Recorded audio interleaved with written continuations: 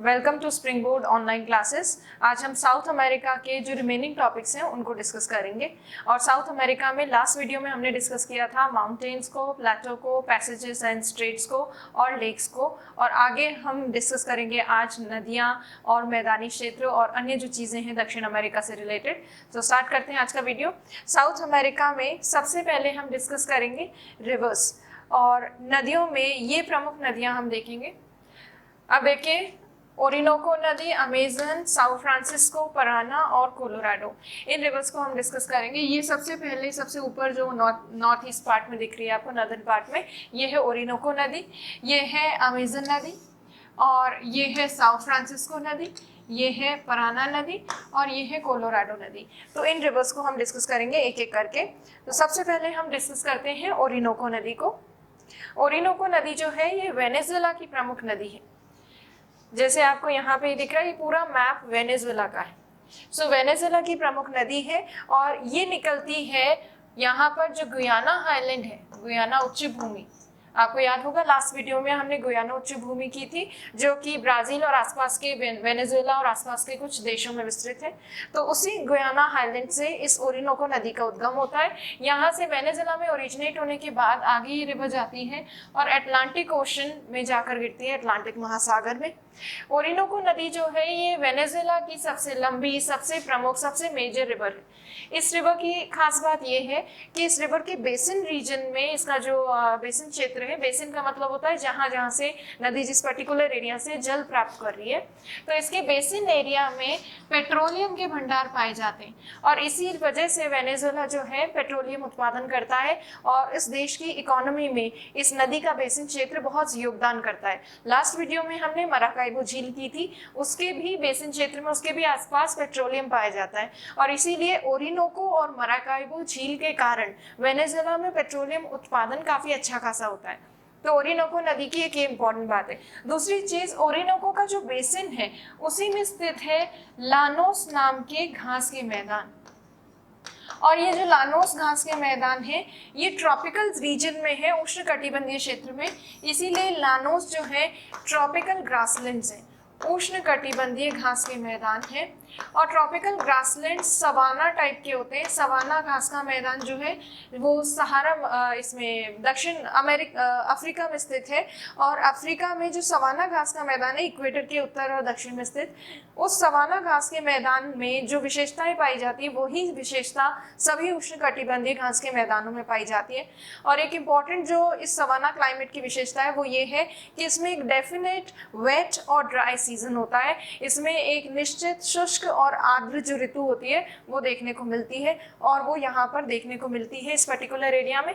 तो लानोस घास के मैदान उष्णकटिबंधीय घास के मैदान है और इस घास के मैदान के अलावा इस ओरिनोको नदी की कुछ सहायक नदियां भी हैं। सबसे इंपॉर्टेंट सहायक नदी है जो आपको यहाँ पे दिख रही है, कैरोनी। और कैरोनी नाम की जो सहायक नदी है, इसकी इंपॉर्टेंट बात यह है कि इस पर यहाँ एक बांध स्थित है जिसका नाम है गुरी बांध। और इस गुरी बांध से ये एक जलाशय बनता है, ये वाटर रिजर्वर बनता है और इस रिजर्वर का नाम भी है गुरी रिजर्वर। सो गुरी बांध से गुरी जलाशय बनता है। गुरी बांध जो है काफ़ी ज़्यादा इम्पोर्टेंट है। और गुरी बांध के अलावा इस कैरोनी नदी से एक और इम्पोर्टेंट नदी आकर मिलती है और इस नदी का नाम है चुरून। और ये जो चुरून नदी है इस पर स्थित है विश्व का सबसे ऊंचा जलप्रपात वाटरफॉल, जिसका नाम है एंजल वाटरफॉल। अक्सर जो है कैरोनी तक ही सीमित रखते हैं इसके डिस्क्रिप्शन को, चुरून नदी तक नहीं जाते। तो वास्तव में एंजल वाटरफॉल है चुरून नदी पर चुरून नदी किसकी सहायक नदी है? कैरोनी की। और कैरोनी किसकी सहायक नदी है? ओरिनोको की। तो ओवरऑल अगर हम बात करें तो ये जो एंजल वाटरफॉल है ये ओरिनोको रिवर बेसिन का ही पार्ट है, नदी बेसिन क्षेत्र जो है उसी का भाग माना जाता है। तो ओरिनोको और उसकी सहायक नदियां जल विद्युत उत्पादन के लिए इम्पोर्टेंट है, हाइड्रोइलेक्ट्रिसिटी प्रोडक्शन के लिए, पेट्रोलियम है इसके बेसिन क्षेत्र में और घास के मैदान है। तो ये ओरिनोको नदी की कुछ प्रमुख बातें हैं जो आपको यहाँ पे मैप में नजर आ रही हैं। तो ये कुछ मेजर चीज़ें हैं। अब इन ओरिनोको से रिलेटेड चीज़ों को हम टेक्स्ट में भी देख लेते हैं और क्विकली डिस्कस करते हैं। तो देखिए, ओरिनोको नदी जो है ये गुयाना पठार से निकलती है, अटलांटिक ओशन में गिरती है, वेनेजुएला देश की प्रमुख नदी है। इसके बेसिन क्षेत्र में लानोस घास के मैदान है, पेट्रोलियम भी पाया जाता है। कैरोनी इसकी सहायक नदी है जिस पर गुरी बांध है, गुरी डैम, और कैरोनी नदी की सहायक नदी है चुरून, जिस पर एंजल वाटरफॉल है, एंजल जलप्रपात। और एंजल वाटरफॉल विश्व का सबसे ऊंचा जलप्रपात है, लगभग 979 मीटर हाइट है इसकी।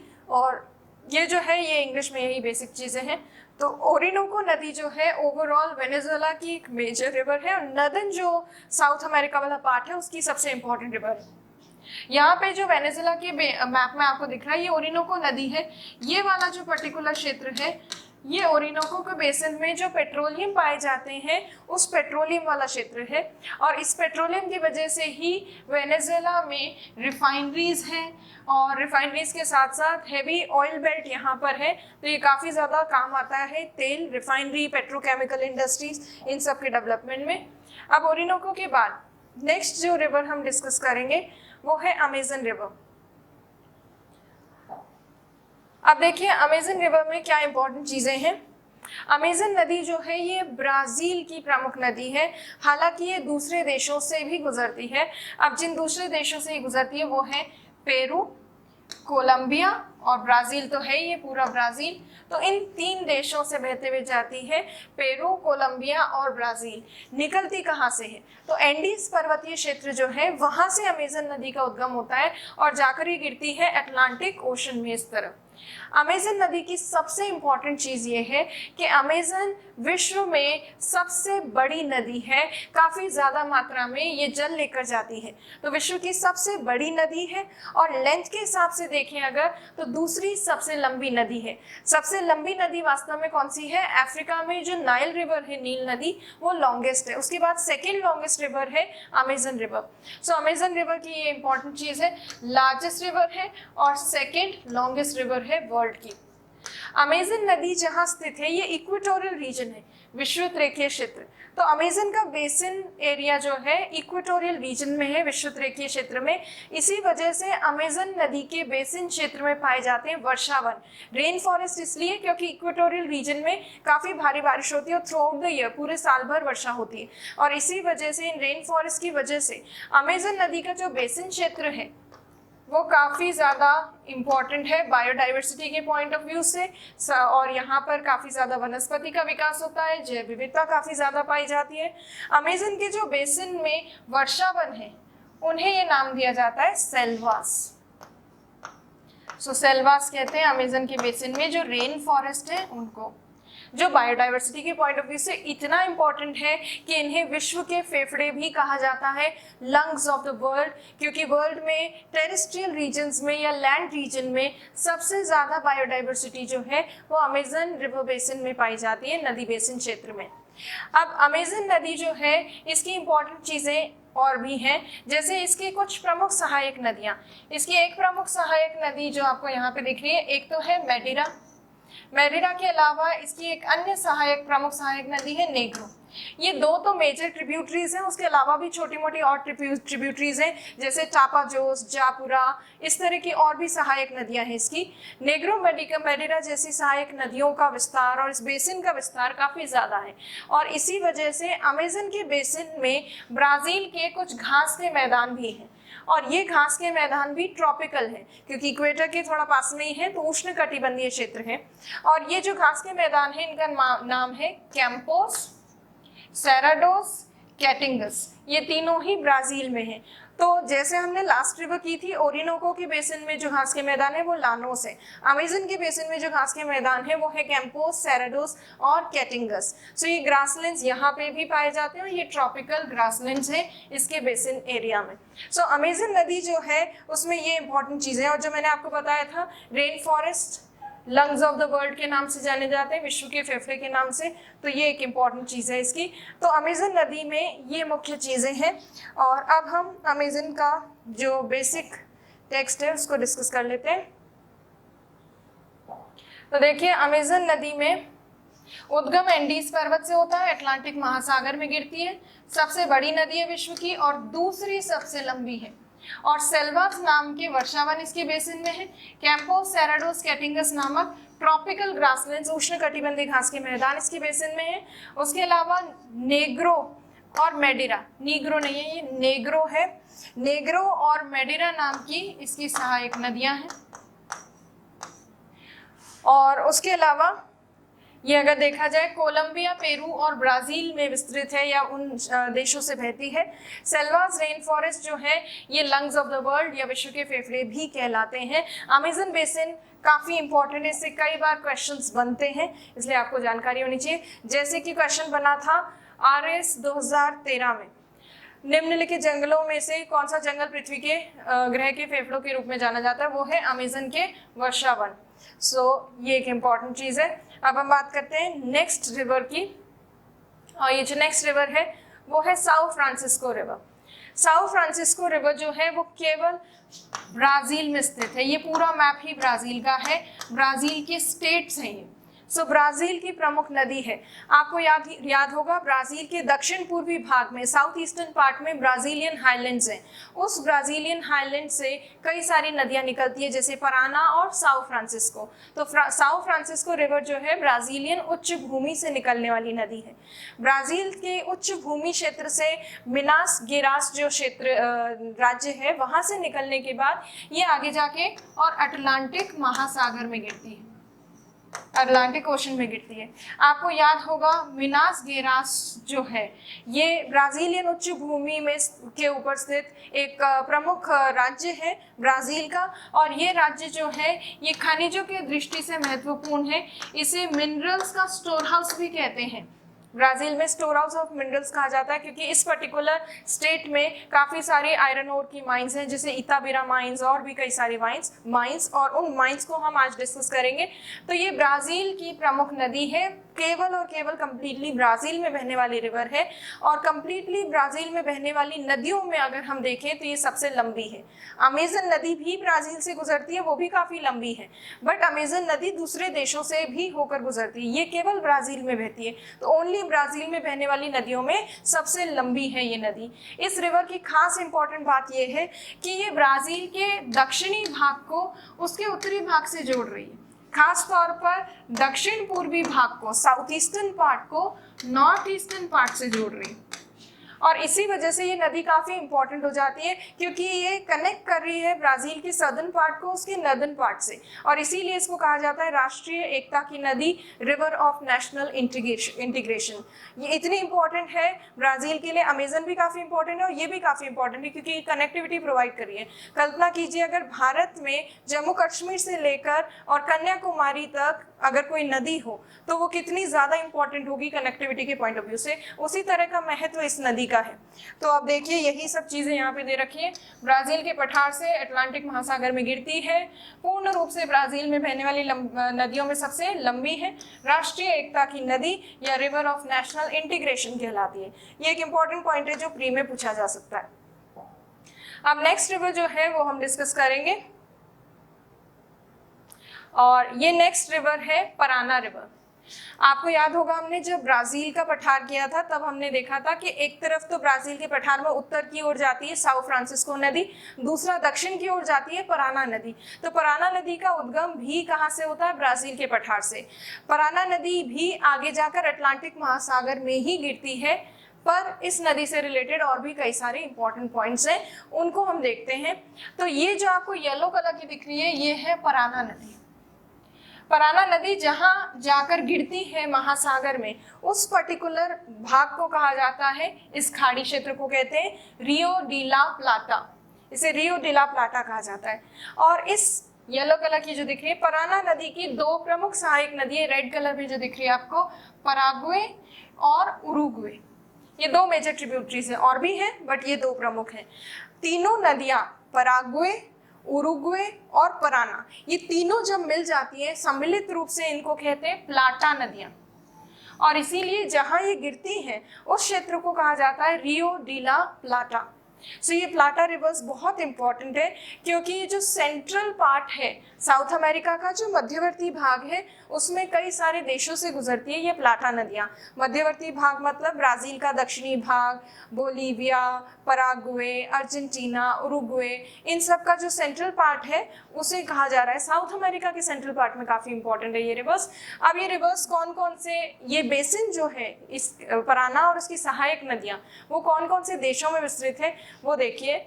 ये जो हिस्सा है पराना जो निकल रही है ब्राज़ीलियन हाईलैंड से, ये है ब्राज़ील में। तो पराना नदी ब्राज़ील से भी बहती है और इसकी सहायक नदी जो है पराग्वे देश से गुजरती है। पराग्वे देश है, पराग्वे देश के अलावा अर्जेंटीना देश की सीमा को भी छूती है और यहाँ एक देश है उरुग्वे। तो ये जो पराना का बेसिन है ये फैला हुआ है उरुग्वे, अर्जेंटीना, पराग्वे और ब्राज़ील देशों में। अब ये नदियाँ जो हैं ये कुछ देशों के बीच में अंतर्राष्ट्रीय सीमा से होते हुए गुजरती हैं, इंटरनेशनल बॉर्डर से होते हुए गुजरती हैं। जैसे सबसे पहले देखिए पराना नदी। पराना नदी अभी तक ब्राज़ील में है। इस पर्टिकुलर पॉइंट पे पराना नदी एंटर कर रही है पराग्वे में। तो पराना नदी पराग्वे देश और ये जो हिस्सा आपको दिख रहा है ये अर्जेंटीना का भाग है, ये वाला पार्ट ये अर्जेंटीना है ये। तो पराना नदी जो है ये ब्राज़ील से एंटर करती है, आगे जाती है और पराग्वे और अर्जेंटीना के सीमा क्षेत्र से होती हुई गुजरती है और फिर ये नदी जो है आगे जाकर और फिर रियो दी ला प्लाटा में गिरती है। उससे पहले ये नदी यहाँ बॉर्डर बनाती है पराग्वे और अर्जेंटीना के बीच। ये अर्जेंटीना का हिस्सा है, ये पराग्वे का हिस्सा है, ये भी पराग्वे का हिस्सा और ये अर्जेंटीना का हिस्सा है। तो ओवरऑल अगर हम देखें तो पराना नदी बॉर्डर बना रही है पहले तो ब्राज़ील और पराग्वे के बीच में। ये ब्राज़ील पराग्वे के बीच में बॉर्डर है ये वाला, और ये बॉर्डर जो है ये पराग्वे और अर्जेंटीना के बीच में। तो इस तरह से इन देशों के बीच सीमा क्षेत्र से बहती है। पराना नदी को अगर आप देखेंगे तो पराना नदी पहले तो बॉर्डर बनाती है पराग्वे और इस तरफ है ब्राज़ील, पराग्वे और ब्राज़ील के बीच में। फिर पराग्वे नदी जो है बॉर्डर बनाती है यहाँ पर और ये है पराग्वे और अर्जेंटीना का बॉर्डर। और उरुग्वे नदी को आप देखेंगे अगर, ये ब्राज़ील में है अभी, ब्राज़ील से फिर ये अर्जेंटीना और ब्राज़ील के बॉर्डर पे बहती है, अर्जेंटीना और ब्राज़ील का बॉर्डर है। फिर ये आगे उरुग्वे और अर्जेंटीना के बॉर्डर से बहती है। तो ये नदियाँ जो है कई सारे देशों के सीमा क्षेत्र से होते हुए गुजरती हैं। इसके अलावा ये जो पराना नदी है जहाँ पे पराग्वे और ब्राज़ील का बॉर्डर है इस पर्टिकुलर पॉइंट पे, यहाँ पर इस नदी पर एक बांध है जिसका नाम है इताइपू बांध। इताइपू डैम जो है वो काफ़ी इम्पोर्टेंट है, जो कि पराना नदी पर स्थित है और विश्व का दूसरा सबसे बड़ा बांध है, सेकेंड लार्जेस्ट डैम है in terms of production of hydro electricity. जो इसकी क्षमता है जल विद्युत उत्पादन करने की वो विश्व में दूसरी सबसे ज़्यादा है और सेकेंड लार्जेस्ट डैम है ये। थ्री गॉर्जेस डैम है चाइना का, उसके बाद दूसरा सबसे बड़ा बांध। तो इसीलिए यहाँ पर एक इताइपू बांध स्थित है पराग्वे ब्राज़ील बॉर्डर पर। उसके अलावा ये जो यहाँ पराना नदी से पराग्वे नदी आकर मिलती है, पराग्वे नदी और इसका जो पराना का बेसिन है इस पर्टिकुलर पार्ट में, यहाँ ब्राज़ील, बोलीविया के थोड़े से पार्ट और पराग्वे में, यहाँ एक घास का मैदान है जिसका नाम है ग्रान चाको। वो आगे वाले मैप में आपको और बेटर नजर आएगा। तो पराना नदी के और उसकी सहायक नदियों के बेसिन में एक ट्रॉपिकल ग्रासलैंड है जिसका नाम है ग्रान चाको। इसके अलावा इन नदियों को अगर देखें, इनको सम्मिलित रूप से प्लाटा नदियाँ कहा जाता है। इस पराना की एक सहायक नदी है इगुआजू, और इगुआजू जो इसकी सहायक नदी है उस पर ब्राज़ील और अर्जेंटीना के बॉर्डर पर एक जलप्रपात है जिसका नाम भी है इगुआजू जलप्रपात। तो इगुआजू जलप्रपात वाटरफॉल जो है वो काफ़ी फेमस है, अर्जेंटीना और इसके बॉर्डर रीजन पे है ब्राज़ील के। यहाँ इस पर्टिकुलर पार्ट में ये अर्जेंटीना है, ये ब्राज़ील है, इनके बॉर्डर पर स्थित है। तो इगुआजू जलप्रपात, उसके साथ साथ इताइपू नाम का बांध है। यहाँ पर 3 नदियाँ हैं जिन्हें प्लाटा नदियाँ कहा जाता है। और सो ये मेन चीज़ें हैं और कुछ कंट्रीज़ के बीच में ये बॉर्डर भी बनाती हैं। अब हम बात करते हैं, एक अच्छा बेटर मैप आपको नेक्स्ट उसमें देखने को मिलेगा। तो ये देखिए, इस मैप को और डिस्कस कर लेते हैं। देखिए आपको यहाँ पर ग्रान चाको जो उष्णकटिबंधीय घास का मैदान है उसका विस्तार दिख रहा है।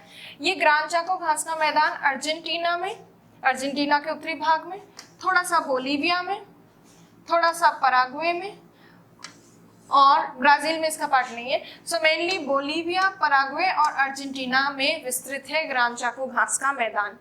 अब ये जो नदियां हैं उनको हम देख लेते हैं। अब देखिए इसमें आपको पराना नदी, ये वाली, ये है पराना नदी। अब आप देख के बताइए पराना नदी किस किस के बॉर्डर से गुजर रही है। सबसे पहले तो पराना नदी यहाँ पर आपको जो दिख रही है इस पर्टिकुलर पॉइंट पे, यहाँ ये गुजर रही है पराग्वे देश और ब्राजील के सीमा क्षेत्र से। फिर उसके बाद पराना नदी आगे आकर और बॉर्डर रीजन से बहती है यहाँ पर, और यहाँ ये बॉर्डर बना रही है किसके बीच में, पराग्वे और ये अर्जेंटीना का भाग है, ये अर्जेंटीना है। सो पराग्वे और अर्जेंटीना के बीच भी सीमा क्षेत्र से बहती है पराना नदी। तो पराना नदी पराग्वे, ब्राजील और पराग्वे, अर्जेंटीना की सीमा क्षेत्र से बहती है। और पराना नदी के बाद जो इसकी सहायक नदी है पराग्वे, वो भी एग्जैक्टली सेम बॉर्डर बनाती है। जैसे आपको ये दिखेगी, यहाँ पर ये पराग्वे नदी है। पराग्वे नदी पहले तो बॉर्डर बना रही है पराग्वे और ब्राजील के बीच, उसके बाद बॉर्डर बना रही है पराग्वे और अर्जेंटीना के बीच। तो ये सेम बॉर्डर्स बना रही है पराना और पराग्वे। उरुग्वे नदी जो है वो थोड़ा अलग डिफरेंट बॉर्डर बना रही है, और उरुग्वे जो बॉर्डर बना रही है वो देखिए, उरुग्वे नदी यहाँ से आती है। पहले उरुग्वे नदी बॉर्डर बना रही है ब्राजील और अर्जेंटीना के बीच में, फिर उरुग्वे और अर्जेंटीना के बीच में। आप एटलस में देखिएगा, आपको क्लियर हो जाएगा कि कौन से देश के बीच में ये बॉर्डर्स बना रही है। तो अब जो इनसे रिलेटेड हमने पढ़ा है उसी को डिस्कस कर लेते हैं। ब्राजील के पठार से उद्गम रियो दी ला प्लाटा में गिरती हैं ये नदियाँ। प्रमुख सहायक नदियाँ इसकी पराग्वे और उरुग्वे है, और इन तीनों नदियों को सम्मिलित रूप से कहते हैं प्लाटा नदियाँ, प्लाटा रिवर्स। ग्रान चाको नाम का जो घास का मैदान है वो इनके बेसिन में है, जो कि यहाँ पे दिख रहा है आपको। इताइपू बांध जो है वो स्थित है पराग्वे और ब्राजील के बॉर्डर रीजन पर, और कौन सी नदी पर है, पराना नदी पर स्थित है। ये विश्व का दूसरा सबसे बड़ा जल विद्युत उत्पादन करने वाला बांध है। प्लाटा नदियां दक्षिण अमेरिका के विभिन्न देशों के बीच सीमा बनाती हैं, जो कि मैंने अभी आपको बताया, पराग्वे ब्राजील के बीच, पराग्वे अर्जेंटीना के बीच, अर्जेंटीना ब्राजील के बीच, अर्जेंटीना उरुग्वे के बीच। सो पराना, पराग्वे और उरुग्वे सम्मिलित रूप से प्लाटा नदियां कहलाती हैं। इससे रिलेटेड प्री में क्वेश्चन आ सकता है। अब हम बात करते हैं लास्ट जो मेजर रिवर है उसकी, और ये रिवर है कोलोराडो। कोलोराडो नदी जो है ये पैटागोनिया पठारी क्षेत्र और मरुस्थलीय क्षेत्र के उत्तर में बहती है, ठीक, और पंपास ग्रासलैंड के ठीक दक्षिण में। तो दोनों के बीच में बाउंड्री सेट कर रही है ये कोलोराडो रिवर। ये कहाँ से निकलती है, ये भी एंडीज पर्वत से निकलती है और अटलांटिक ओशन में गिरती है। बट एंडीज पर्वत से दो प्रमुख धाराएं निकलती हैं और उनके मिलने से ये बनती है कोलोराडो नदी। तो ये दो प्रमुख धाराएं कौन सी है, एक तो है ग्रांडे नाम की नदी जो यहाँ पे आपको दिख रही है ये वाली, और दूसरी है ब्रंकास नाम की नदी। ये ब्रंकास नाम की नदी ये छोटी सी है। ये दोनों नदियां जब मिल जाती है तो मिलने के बाद सम्मिलित रूप से ये कहलाती है कोलोराडो नदी, और ये नदी आगे जाकर गिरती है अटलांटिक ओशन में। इस कोलोराडो नदी की एक सबसे प्रमुख सहायक नदी है जिसका नाम है सलादो। तो सलादो नाम की मेजर ट्रिब्यूटरी है। अच्छा, ये वाली जो नदी है ये प्रमुख नदी है अर्जेंटीना देश की, अर्जेंटीना की प्रमुख नदी, और पैटागोनिया मरुस्थलीय क्षेत्र में डेजर्ट रीजन के ठीक नॉर्थ में है। तो उस डेजर्ट रीजन में वाटर की सप्लाई के लिए काफ़ी इंपॉर्टेंट है ये कोलोराडो नदी। सेम इसी नाम की नदी हमने नॉर्थ अमेरिका में भी की थी। नॉर्थ अमेरिका वाली रिवर ज़्यादा इंपॉर्टेंट है क्योंकि उसमें बहुत सारी इंपॉर्टेंट चीज़ें उससे जुड़ी हुई हैं जो कि हमने डिस्कस की थी। ये वाली रिवर जो है इसमें बस ये ध्यान रखना है कि पंपास घास के मैदान और पैटागोनिया के बीच में है, जो आपको यहाँ पे दिख रहा है, Pampas grassland and Patagonia desert दोनों के बीच में है। सलादो नाम की प्रमुख सहायक नदी भी है। सो ये इंपॉर्टेंट चीजें हो गई इससे रिलेटेड। अब इसी को हम टेक्स्ट में देख लेते हैं। सो देखिए, उद्गम एंडीज पर्वत से, ग्रांडे और बारांकस नदी के मिलने से, धाराओं के मिलने से सलादो प्रमुख सहायक नदी है, और ये वाली जो यहाँ आपको दिख रही है यही है कोलोराडो नदी। सो ओवरऑल हमने जो मेजर रिवर्स थी पूरे साउथ अमेरिका की वो डिस्कस कर ली है। उसमें सम्मिलित है ओरिनोको, उसमें सम्मिलित है अमेजन नदी, साओ फ्रांसिस्को, पराना नदी और कोलोराडो नदी। अब हम नदियों के बाद बात करेंगे मैदानों की, प्लेन्स की। अब देखिए प्लेन्स, आपको याद होगा शुरू में जो हमने भौतिक प्रदेश किए थे फिजियोग्राफिक डिविजन्स, उसमें हमने देखा था 4 फिजियोग्राफिक डिविजन्स में साउथ अमेरिका को डिवाइड किया जाता है। Western coastal region, Andes mountain region, central plain region and eastern highland region. So western coastal plains जो हैं वो प्लेन्स का एक इंपॉर्टेंट पार्ट है। तो प्लेन्स 2 हैं, एक तो सेंट्रल वाले और एक वेस्टर्न कोस्टल, पश्चिमी तटवर्ती मैदान और दूसरे मध्यवर्ती मैदान। पहले हम बात करेंगे पश्चिमी तटवर्ती मैदान को। एंडीज पर्वत का जितना विस्तार है, जितना एक्सटेंशन है, उतने ही लंबे ये पश्चिमी तट पर विस्तृत मैदान है। जिस तरह से एंडीज विश्व की सबसे लंबी पर्वत श्रेणी है, उसी तरह से ये जो तटवर्ती मैदान है ये विश्व में सबसे लंबे तटवर्ती मैदान। लंबे भले ही हो बट ये काफ़ी सकड़े हैं, बहुत ज़्यादा नैरो है ये प्लेन रीजन, और इसीलिए ये ज़्यादा कोई बड़ा विस्तृत मैदान नहीं है जो कि उपयोग में लिया जा सके बड़े स्तर पर। ये वाला जो प्लेन रीजन है इसकी खास बात यह है कि इसमें पूरा जो मैदानी क्षेत्र है, इसमें जितनी भी मृदा है उस मृदा में नाइट्रेट और फॉस्फेट की मात्रा ज़्यादा पाई जाती है। और ये नाइट्रेट और फॉस्फेट की मात्रा ज़्यादा होने के पीछे कारण ये है कि यहाँ पैसिफिक ओशन है और प्रशांत महासागर से महासागरीय पक्षी आते हैं और इस मैदानी क्षेत्र में आकर मलमूत्र जो है वो त्यागते हैं, और उनके मलमूत्र में ही नाइट्रेट और फॉस्फेट की मात्रा ज़्यादा पाई जाती है। और इसी वजह से यहाँ की जो सॉइल है उसमें धीरे धीरे नाइट्रेट और फॉस्फेट का कॉन्सेंट्रेशन, मात्रा या सांद्रता ज़्यादा हो जाती है। ये नाइट्रेट और फॉस्फेट जो है ये काफ़ी इंपॉर्टेंट है क्योंकि इसका यूज़ किया जाता है फर्टिलाइजर्स के निर्माण में, उर्वरकों के निर्माण में। तो ये पश्चिमी तटवर्ती मैदान फर्टिलाइजर्स के लिए, फर्टिलाइजर इंडस्ट्री के लिए काफ़ी ज़्यादा इंपॉर्टेंट है। स्पेशली यहाँ से एक्सपोर्ट किया जाता है इस नाइट्रेट फॉस्फेट को, ताकि ये इस फर्टिलाइजर इंडस्ट्री में यूज़ किया जा सके। इसके अलावा ये जो पक्षी यहाँ पर बीट करते हैं या मलमूत्र त्यागते हैं, उनको क्या कहा जाता है? उनको गुआनो पक्षी कहते हैं और उनकी बीट को गुआनो ही कहा जाता है। तो गुआनो पक्षी के कारण नाइट्रेट फॉस्फेट की मात्रा ज़्यादा है। इन सब के अलावा इस प्लेन रीजन में पूरे में ही कॉपर के भंडार काफ़ी ज़्यादा अच्छे पाए जाते हैं। खास तौर पर चिली जो देश है यहाँ पर, उसमें कॉपर के रिजर्व्स काफ़ी ज़्यादा मात्रा में पाए जाते हैं और कॉपर की काफ़ी ज़्यादा मात्रा में यहाँ कॉपर के होने के कारण यहाँ पे कई सारी इंपॉर्टेंट माइंस भी हैं, तो कॉपर के रिजर्व्स के लिए भी इम्पॉर्टेंट है। अब ये वाला जो प्लेन रीजन है, इस मैदानी क्षेत्र का ये जो सेंट्रल पार्ट है, इस सेंट्रल पार्ट में एक मेजर डेजर्ट है जिसका नाम है एटाकामा डेजर्ट। तो एटाकामा जैसा मरुस्थल पाया जाता है, ये एक शुष्क मरुस्थल है, गर्म मरुस्थल है और विश्व का सबसे ज्यादा शुष्कतम driest desert of the world है। इसी डेजर्ट रीजन में अरिका नाम का स्थान है जो कि चिली के उत्तरी भाग में जो शुष्कतम स्थान माना जाता है विश्व का।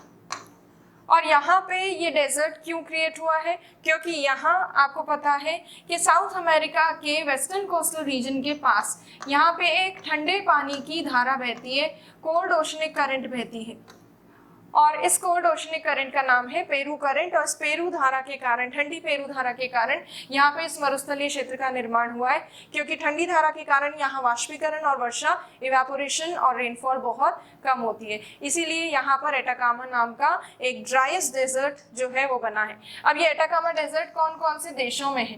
तो ये थोड़ा पेरू में है और थोड़ा चिली के नॉर्दर्न पार्ट में। तो पेरू और चिली में स्थित है ये मरुस्थलीय क्षेत्र। अब देखिए इंपॉर्टेंट चीजें जो इस कोस्टल रीजन की वो देख लेते हैं। सबसे लंबी तटवर्ती मैदान है, नाइट्रेट फॉस्फेट की मात्रा ज्यादा है, किसके कारण? गुआनो नाम के पक्षी के कारण जो कि यहाँ पर मलमूत्र त्यागते हैं। सकड़े मैदान है, तांबे के भंडार यहाँ पाए जाते हैं और मध्यवर्ती भाग में एटाकामा नाम का मरुस्थल भी यहाँ है जो चिली और पेरू में स्थित है। तो ये इंपॉर्टेंट चीजें हो गई इस प्लेन रीजन से रिलेटेड। अब हम बात करते हैं सेंट्रल प्लेन। मध्यवर्ती मैदान जो है ये पूरा लानोस, उसके साथ साथ ये अमेजन का बेसिन, सेल्वास, ये ग्रांड चाको, पंपास, ये पूरा सेंट्रल प्लेन रीजन है, मध्यवर्ती मैदानी क्षेत्र है।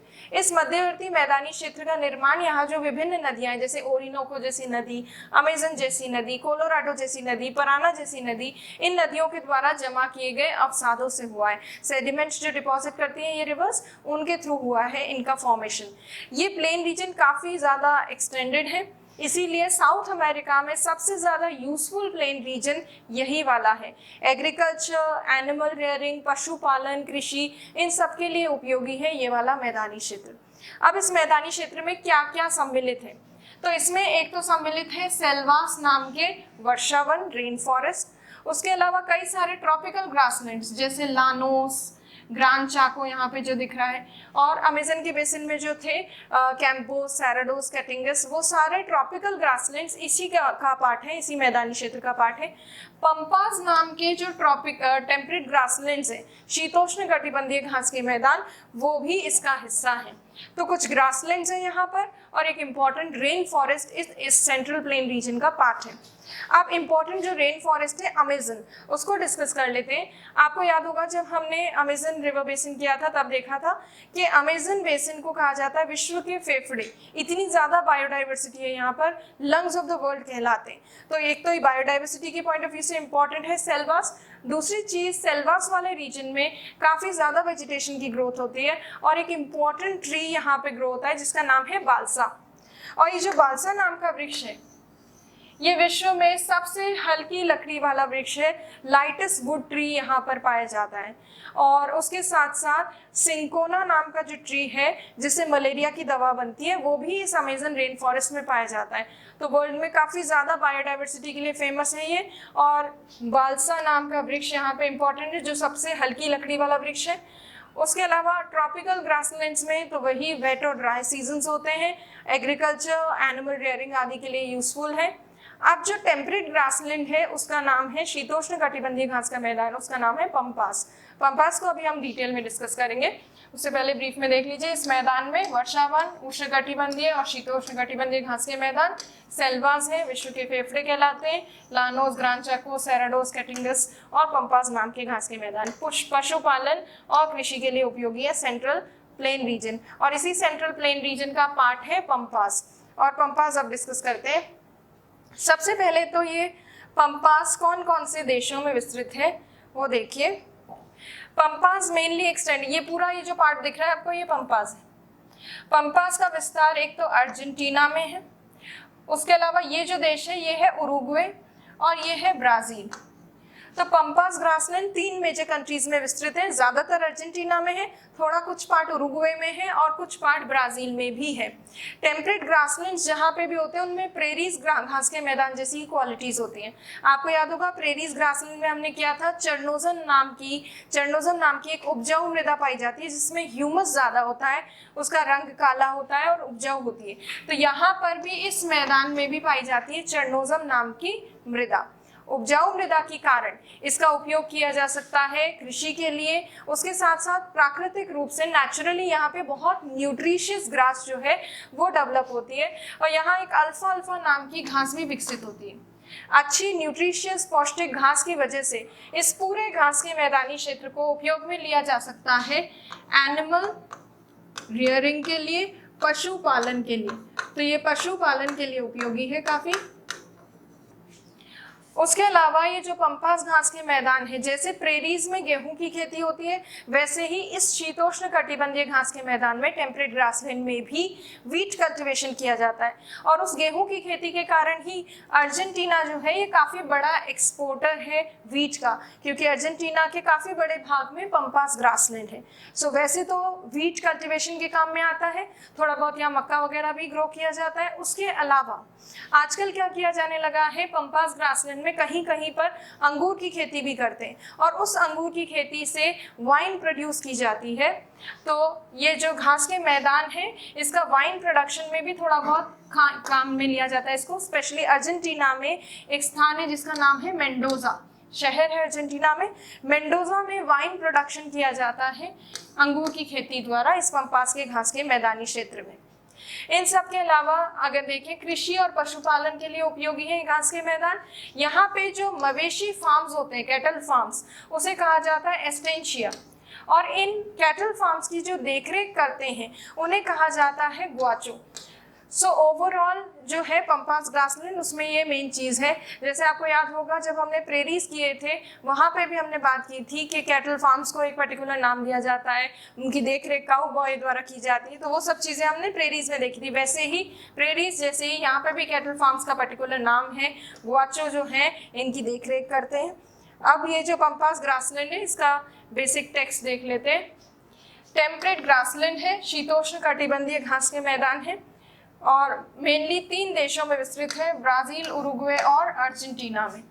और चरणोजम मृदा है, पौष्टिक घास है, अल्फा घास स्पेशली यहाँ पे है, कृषि पशुपालन के लिए उपयोगी है और उसके साथ साथ कहीं कहीं अंगूर की खेती भी होती है। वैसे ज़्यादातर गेहूं की खेती होती है, कुछ भागों में अंगूर की खेती भी होती है।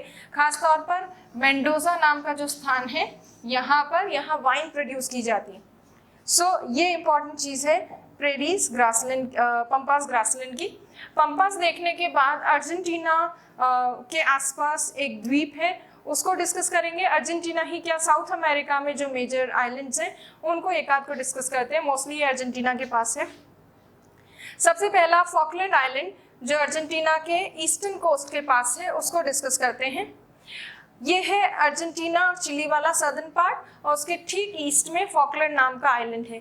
ये फॉकलैंड आइलैंड अभी वर्तमान में तो यूके के क्षेत्राधिकार में, यूके का कंट्रोल में, बट अर्जेंटीना और यूके के बीच में इस आइलैंड को लेकर डिस्प्यूट है। तो ये डिस्प्यूटेड आइलैंड है जो कि यहाँ अर्जेंटीना की ईस्टर्न साइड में अटलांटिक ओशन में स्थित है। इस आइलैंड का एक नाम और है, इसे मालविनास आइलैंड भी कहा जाता है। सो ये एक इम्पॉर्टेंट आइलैंड है, यूके अर्जेंटीना के बीच में डिस्प्यूटेड है। सो ये एक आइलैंड हो गया साउथ अमेरिका का। इसके अलावा एक अन्य आइलैंड जो है उसको डिस्कस करते हैं। अब ये देखिए, ये टेरा डेल फ्यूगो आइलैंड है जो कि हमने पहले भी डिस्कस किया था। मैगेलन जल संधि टेरा डेल फ्यूगो आइलैंड को मेनलैंड साउथ अमेरिका वाला जो है उससे सेपरेट करती है। अब ये टेरा डेल फ्यूगो किसके क्षेत्राधिकार में आता है?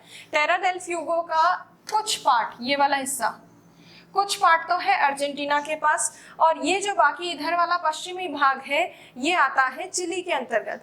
तो चिली और अर्जेंटीना के क्षेत्राधिकार में है ये वाला द्वीप। इस आइलैंड को अगर देखें तो इस आइलैंड में कुछ मेजर सिटीज हैं अर्जेंटीना और चिली की। अब उन सिटीज़ को इम्पोर्टेंस इसलिए मिलती है क्योंकि ये सिटीज़ जो है ये सदर्न मोस्ट सिटीज़ मानी जाती है वर्ल्ड की। ये सबसे दक्षिणतम प्रमुख शहर माने जाते हैं विश्व के। और इसमें अर्जेंटीना का एक शहर है उशुआया। ये यहाँ पे जो दिख रहा है उशुआया, उशुआया जो शहर है अर्जेंटीना का, अभी तक उसे विश्व का दक्षिणतम शहर माना जाता था।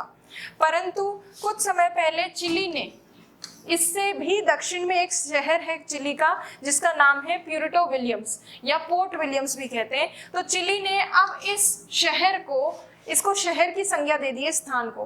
पहले ये शहर नहीं था, ये टाउन था या छोटा कस्बा था। इसको शहर की संज्ञा देते ही अब जो सबसे दक्षिणतम शहर है विश्व का वो प्यूर्टो विलियम्स हो गया है।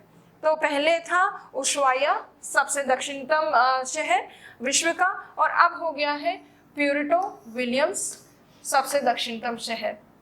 और ये जो है ये सेपरेट होता है मैगेलन जल संधि द्वारा। टेरा डेल फ्यूगो मेनलैंड से, टेरा डेल फ्यूगो द्वीप मेनलैंड से, मुख्य भूभाग से मैगेलन जल संधि से अलग हो रहा है। ये हम पहले देख चुके हैं। सो ये हो गया टेरा डेल फ्यूगो आइलैंड। इसके बाद हम डिस्कस करते हैं गालापैगोस द्वीप जो है उसको। अब ये कहाँ स्थित है और किस लिए इम्पोर्टेंट है? तो गालापैगोस द्वीप आपको यहाँ जो दिख रहा है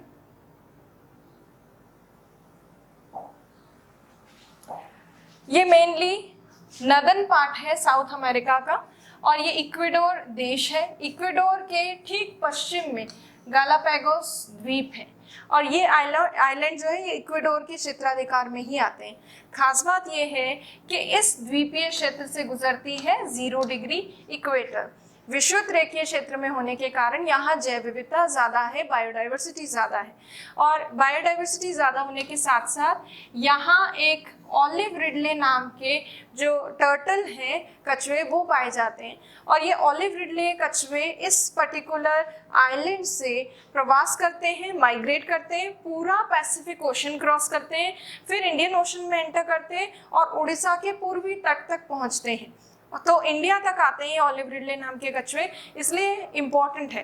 तो ऑलिव रिडले कछुओं का मुख्य निवास स्थान है ये गालापागोस द्वीप। और ये जो है ऑलिव रिडले कछुए जब प्रवास करते हैं, उड़ीसा के तट तक पहुंचते हैं, तो उड़ीसा में इन्हें भीतरकनिका अभयारण्य जो है उसमें भीतरकनिका और गहीरमाथा अभयारण्य में इसको संरक्षण प्रदान किया जाता है। तो इन कछुओं की वजह से ये गालापागोस द्वीप बहुत इंपॉर्टेंट है। सो देखिए इसकी बेसिक चीजें, विषुवत रेखीय क्षेत्र में स्थित है, गहन वनस्पति जैव विविधता यहाँ देखने को मिलती है, इक्वेडोर के क्षेत्राधिकार में, ऑलिव रिडले खास बात है इसकी, और ये भीतरकनिका में और गहीरमाथा अभयारण्य में इनको संरक्षण प्रदान किया जाता है इन कछुओं को, काफी इंपॉर्टेंट है ये।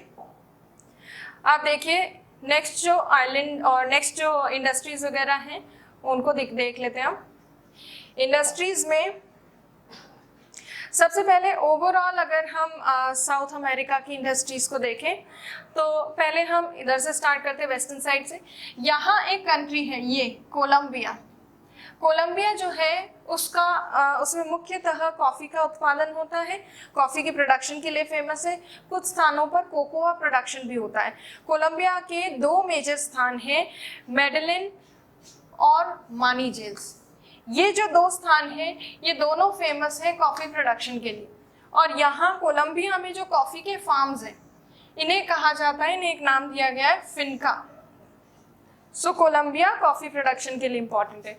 उसके बाद आपको जो इक्वेडोर दिख रहा है, इक्वेडोर देश में काफ़ी ज़्यादा प्रोडक्शन किया जाता है, केले का, बनाना, कॉफ़ी का और रबड़ जो है उसका भी उत्पादन होता है, क्योंकि ये इक्वेडोर वाले रीजन में इक्वेटर गुजरता है, तो रबड़ आदि का प्रोडक्शन स्पेशली इक्वेटोरियल रीजन वाले क्षेत्र में अधिक होता है।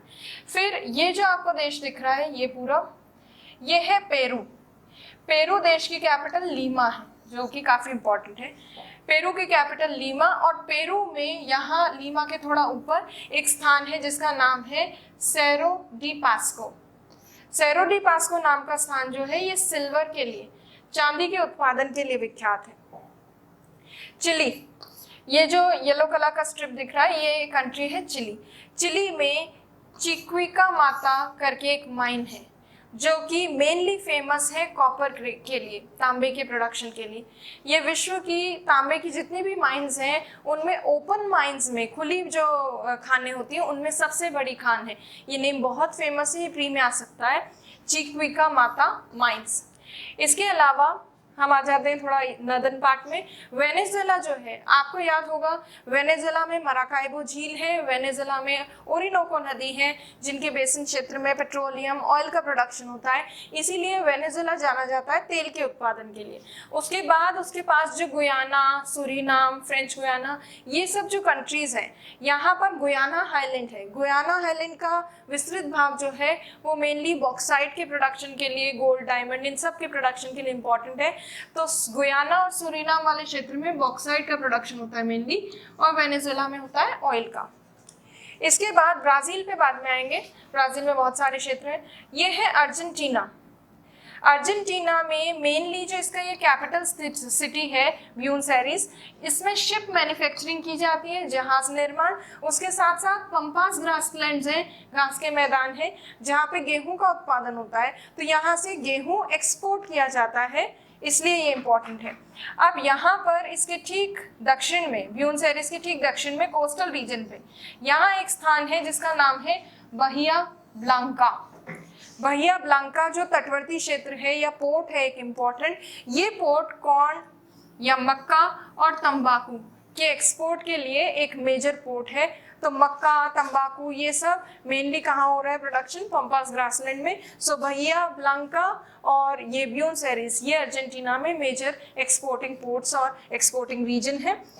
अब हम देखते हैं ब्राज़ील। ब्राज़ील में कुछ इम्पोर्टेंट जो क्षेत्र हैं, सबसे पहले है अमापा माइंस। ये अमापा नाम किस चीज़ का? ब्राज़ील में एक स्टेट है, एक राज्य है जिसका नाम है अमापा, और वो राज्य कहाँ है? ब्राज़ील के नॉर्थ ईस्टर्न पार्ट में। तो ये जो स्टार बना हुआ है ये अमापा माइंस के लिए। तो अमापा माइंस ब्राज़ील में लगभग यहाँ स्थित है और मेनली फेमस है मैंगनीज के प्रोडक्शन के लिए, यहाँ मैंगनीज के भंडार मिलते हैं। दूसरा प्रमुख जो क्षेत्र है जो यहाँ पे स्टार बना हुआ है, रेसिफ। ये रेसिफ नाम का जो स्थान है ये एक कोस्टल रीजन पे स्थित पोर्ट है, बंदरगाह है, और इसका यूज होता है शुगर के एक्सपोर्ट के लिए। इसलिए क्योंकि ब्राज़ील जो है ये काफ़ी बड़ा शुगर प्रोड्यूसिंग कंट्री है। यहाँ पे गन्ने का उत्पादन बहुत ज़्यादा होता है, चीनी का उत्पादन बहुत ज़्यादा होता है, और उस चीनी का एक्सपोर्ट, निर्यात जो किया जाता है वो रेसिफे नाम के बंदरगाह से, पोर्ट से किया जाता है। फिर है इल्ह्यूज।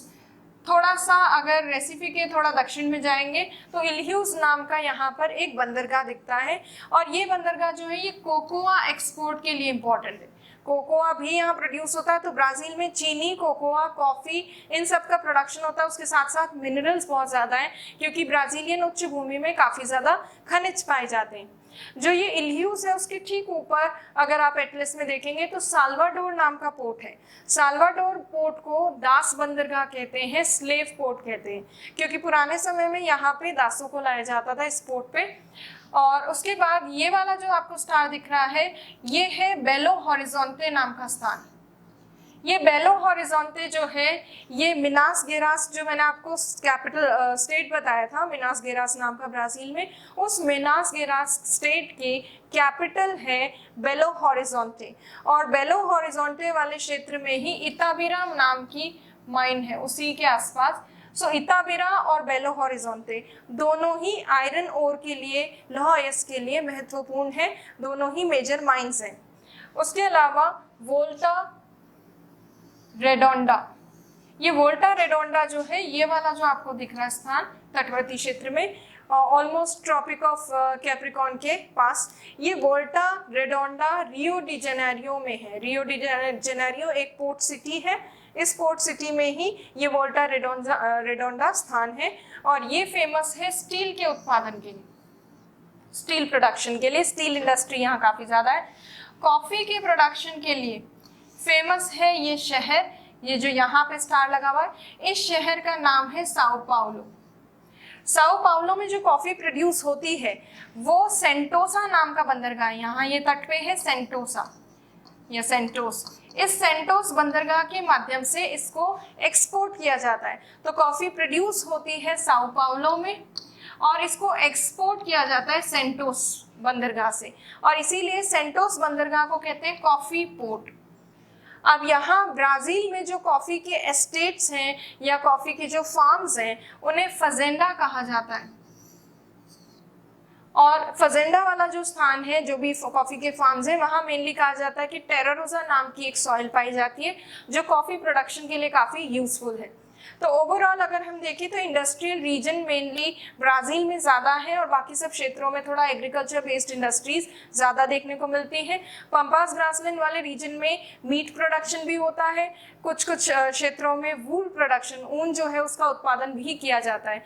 ये कुछ मेजर माइंस और मेजर स्थान थे जिनके हमने नाम देखे। अगर आप यहाँ पे नोटिस करेंगे कोलंबिया में जो कॉफ़ी के फार्म्स हैं उन्हें फिनका कहा जाता है, जबकि ब्राज़ील में कॉफ़ी के फार्म्स को कहा जाता है फजेंडा।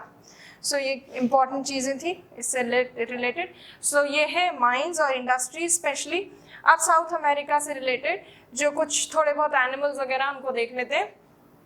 तो देखिए दक्षिण अमेरिका में जो एंडीज पर्वतीय क्षेत्र है वो जब हमने किया था तब मैंने आपको बताया था लामा, अल्पाका, ये सब एनिमल्स यहाँ पाए जाते हैं। तो लामा और अल्पाका में ये देखिए, लामा अल्पाका ये दो मेजर एनिमल्स हैं, दोनों दिखने में ऑलमोस्ट सेम दिख रहे हैं, बट लामा जो होता है वो थोड़ा ज़्यादा लंबा, ज़्यादा ऊंचा होता है, ज़्यादा बड़ा होता है, और अल्पाका उसके कंपैरिजन में थोड़ा छोटा होता है। दोनों का ही यूज़ किया जाता है वूल प्रोडक्शन के लिए, ऊन के उत्पादन के लिए इनका उपयोग किया जाता है। तो एंडीज पर्वतीय क्षेत्र के प्रमुख पशु हैं ये। उसके अलावा है ये है आर्माडिलो, ये है एंट ईटर। एंट ईटर मतलब ये एंट और छोटे मोटे कीड़ों को खाने वाला है, और ये है आर्माडिलो जिसका बाहरी कवच जो है वो काफ़ी स्ट्रॉन्ग होता है। सो ये कुछ और एनिमल्स हैं। इसके अलावा यहाँ एक ऐसी बर्ड पाई जाती है जिसका नाम है कॉन्डोर। कॉन्डोर नाम की जो बर्ड है ये लार्जेस्ट फ्लाइंग लैंड बर्ड है, मतलब उड़ने वाले पक्षियों में ये सबसे बड़ा उड़ने वाला पक्षी है, काफी ज्यादा बड़ा है। अगर आप इस पिक्चर में देखें तो कितना बड़ा बर्ड है, ये ह्यूमन बीइंग है और इसके कंपैरिजन में ये बर्ड का जो साइज है वो कितना बड़ा है। सो ये कॉन्डोर नाम का बर्ड भी यहाँ पाया जाता है। फिर यहाँ अन्य जो बर्ड्स है, रिया नाम की ये बर्ड है, ऑलमोस्ट ऑस्ट्रिच जैसी दिख रही है। रिया नाम की ये बर्ड जो है ये अपने वजन के कारण और पंख छोटे होने के कारण ये फ्लाइटलेस है, ये उड़ती नहीं है, फ्लाइटलेस बर्ड ये इंपॉर्टेंट है। उसके अलावा हमिंग बर्ड यहाँ पाई जाती है साउथ अमेरिका में। हमिंग बर्ड की इंपॉर्टेंट चीज़ ये है कि एक जगह वो फ्लाई कर सकती है, एक ही जगह टिक कर, जैसे हेलीकॉप्टर एक जगह ही स्थिर होकर भी उड़ सकता है वैसे ही ये भी स्थिर होकर उड़ सकती है। तो हमिंग बर्ड भी इंपॉर्टेंट है इस पर्टिकुलर एरिया की। हमिंग बर्ड के अलावा ये है टुकन बर्ड। टुकन बर्ड की इंपॉर्टेंट चीज़, ये काफ़ी कलरफुल होती है, इसकी बीक और ये वाला जो क्षेत्र है चोंच वाला एरिया ये काफ़ी कलरफुल होता है और काफ़ी बड़ी भी होती है इसकी बीक। वुडपेकर जैसे ही ये अपनी बीक का काफ़ी चीज़ों में इस्तेमाल करती है। तो ये टुकन बर्ड भी इंपॉर्टेंट है साउथ अमेरिका की। तो साउथ अमेरिका से रिलेटेड जो मेजर चीज़ें थी वो आज हमने डिस्कस कर ली। आप एटलस देखिए, उसके आसपास जितने भी ओशनिक रीजन है, जितने भी सीज वगैरह हैं, सागर आदि, उन सबको देखिए और इस साउथ अमेरिका को रिवाइज कीजिए। साउथ अमेरिका के 2 ही वीडियोस हैं, इन दोनों वीडियोस में साउथ अमेरिका की मेजर चीजें हमने डिस्कस कर ली हैं। Thank you.